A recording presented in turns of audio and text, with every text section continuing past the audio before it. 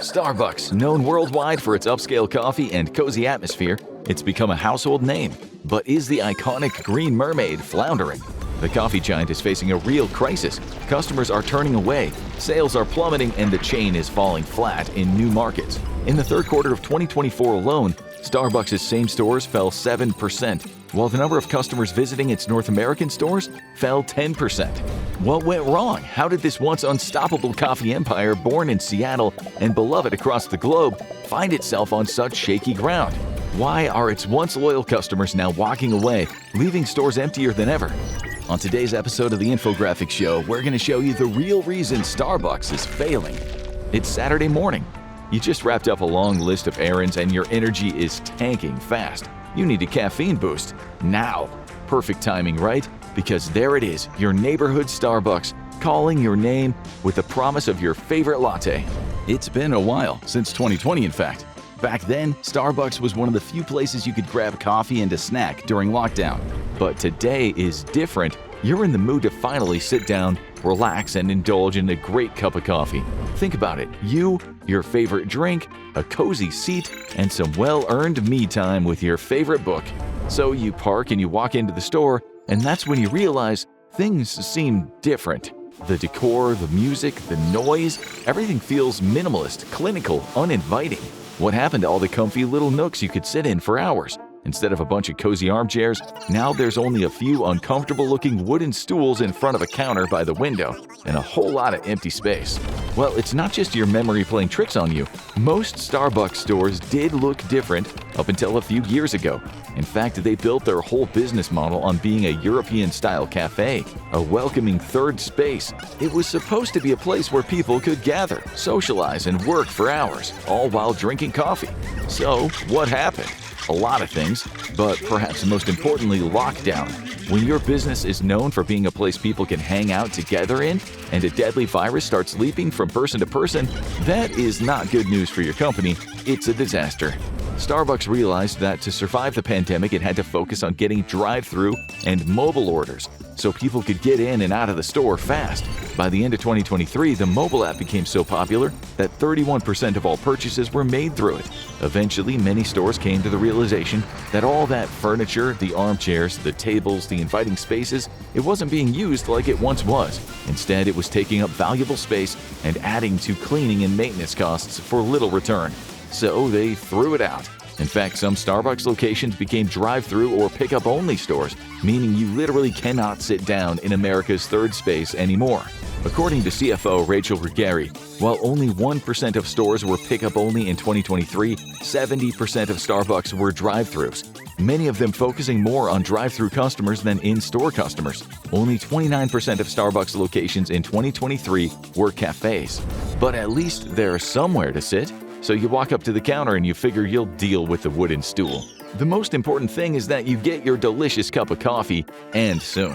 Good news, there's only one person in front of you. Bad news, she's ordering an iced venti caramel macchiato, 15 pumps of vanilla syrup, made with heavy whipping cream, barely any ice, one shot, add whip, extra caramel drizzle. And if you're wondering, yes, that's a real order a Starbucks barista has complained about making. You roll your eyes, but at least it's just one order. So you take this time to glance up at the menu and see if you should try anything new. You scan over the lists of hot coffees, iced coffees, frappuccinos, iced tea, cold drinks. Wait, how many options are there? The Starbucks menu has now over 100 options, and that's just for the drinks themselves. There are also food items, snacks, and of course, the dozens of drink add-ons, like toppings and syrups that help to make Starbucks popular. Generally, the more items your coffee shops offer, the longer it takes to prepare everything. At this point, Starbucks has gone beyond its high-quality coffee origins and expanded to lemonades, energy drinks, and more. Between the book-length menu and another crazy problem you'll learn about soon, wait times are worse than ever. In 2022, almost 16% of Starbucks customers said their waits were longer than usual. In 2024, over a quarter of them, around 26%, had the same complaint. Back to the store, and good news, you're finally at the front of the line. And you wait, and wait, and wait. You realize there's only 2 people behind the counter and they're working hard, but they're not paying any attention to you. Where did the baristas go? Well, here's the first problem. Mobile and drive-thru orders now account for more than 70% of Starbucks' sales across its 9,500 company-operated U.S. stores, out of a total of 16,300 locations. What started as a lockdown survival strategy designed to keep the business afloat when in-store dining wasn't an option may have been a little too successful, and now it's coming back to bite them. That's the conclusion Kate Lamberton, a professor of marketing at UPenn's Wharton School, came to as well. She told ABC News that Starbucks accommodated a global challenge with a solution that worked really well for a time, but they have to fundamentally rethink the value they offer so they don't become a quick-service fast food place. As you wait, you can't help but notice the baristas furiously working on a seemingly endless stream of mobile orders. You're standing there frustrated, and according to Starbucks' latest sales report, you are not alone. Why should people who aren't even in the store get priority over those who took the time to show up? It's a question more and more customers are asking, and it's one Starbucks doesn't seem to have an answer for. Eventually, the barista takes your order without the usual coffee shop warmth, personality, or smile that you get at other independent cafes. You take your receipt and you walk to the end of the counter and wait for your drink. Your relaxing weekend coffee shop stop has already stressed you out. But if you think you're angry at the lack of staff, maybe it'll help to know that the barista behind the counter is way more annoyed than you.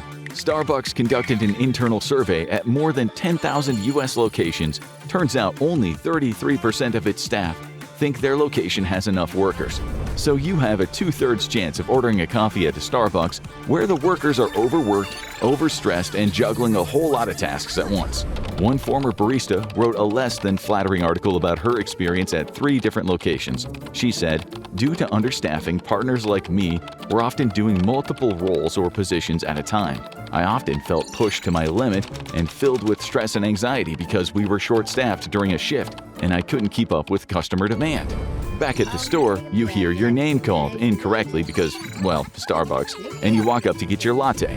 It used to be kind of charming when the barista wrote Saitra instead of Sarah in marker on your cup, but now there's just a machine printout of your horribly butchered name on the coffee cup. Yet another impersonal touch that's quickly turning you off of the store. As you head to your stool, something nags at you. You realize you've never even checked the price of your drink. But it's Starbucks, it can't have changed that much since your last visit a couple of years ago, right? You take out your receipt and almost drop your coffee, which you just realized you can't afford to do. $6 for a venti latte? The average cost of a Starbucks latte in the US in 2020 was $3.95. In 2024, the cost has risen to $4.95. That's a 25% increase in just 4 years. In case Starbucks hasn't noticed, customers all over the world have been dealing with inflation for a couple of years now.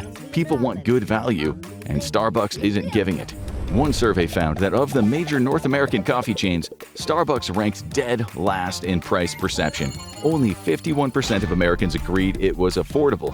In comparison, 74% of Americans agreed that Peet's Coffee and Dunkin' Donuts were affordable. 73% of Americans agreed the same for Dutch Bros.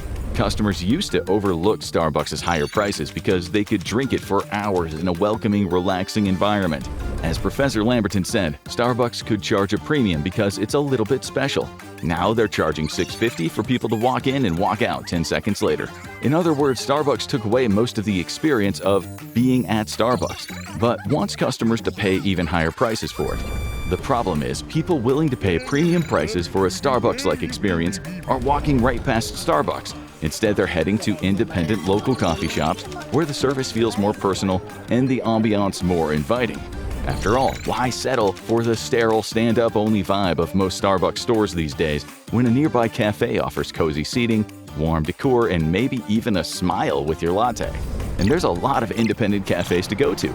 Over half of the market is made up of small business shops. While Starbucks experienced impressive growth from 100 total shops in the U.S. in 1990 to about 16,500 locations in 2024, it actually increased the popularity of sit-down cafes overall. The number of independent cafes shot up from 1,650 in 1990 to just over 65,400 in 2022.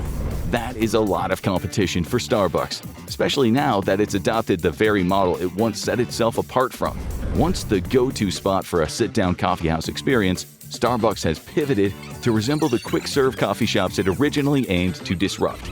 People who just wanted to grab a coffee and a snack for a decent price and walk out always had places like Dunkin' Donuts and local delis. All of those coffees cost much less than an average Starbucks order.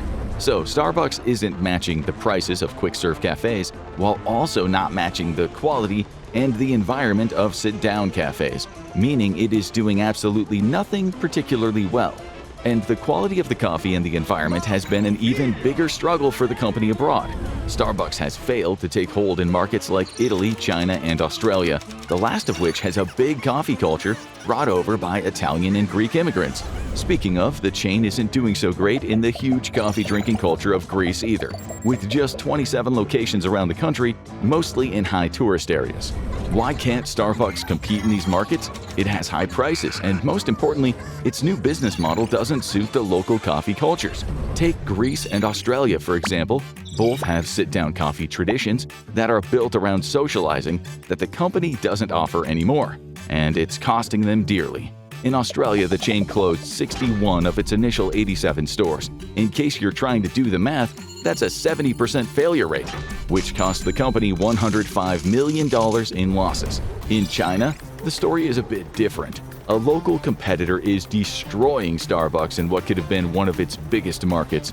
While sales in the North American market slumped to the tune of 6% in the third quarter of 2024, in China, they fell by 14%. This mostly has to do with the rapid expansion of China's domestic company, Luckin Coffee, a value-focused chain that opened up 8,000 new stores in 2023 alone. Starbucks' ambitious plans to open one new store every 9 hours in China fell apart after Luckin blasted right past them in profits and growth. Back to you, sitting at your local Starbucks, where you're almost done with your coffee and you're ready to go. You get up to leave and you notice a crowd of people gathered outside the store. It's a group of employees from Starbucks Workers United asking for better pay and benefits. You sit back down, feeling a little uncomfortable about crossing the picket line. This has been the least relaxing coffee shop experience of your life. Starbucks' public image has taken a bit of a nosedive these last few years for a couple of different reasons. But the most important one is the tension and resulting bad press between labor union Starbucks Workers United and former CEO Howard Schultz. The company had a reputation for good pay and benefits for its workers. It even had the Starbucks College Achievement Plan, which covered 100% of tuition costs at Arizona State University for employees who were eligible for it. But inflation has soared, wages have not kept up, and less people work at each store, meaning the workload is much higher than it was, and the pay doesn't go as far as it did. So in 2021, Starbucks employees started to unionize. And even though by the end of 2022, only about 2% of the U.S. workforce of 250,000 people was unionized, then CEO Howard Schultz took it personally. Very personally. In May of 2022, when Schultz raised pay for company employees, he specified that he wouldn't be raising the pay of unionized workers. The New York Times asked him if he could ever embrace the union, and Schultz said no. This did not go over well. Schultz insists that his problem with the union is because it pushes back on the idea that Starbucks is a model employer. To be fair, the company did introduce full health benefits for even part-time employees in 1988. It was also one of the first private corporations to include part-time workers in a stock option program. But at the end of the day, publicly fighting with labor unions goes against the progressive image the company has created.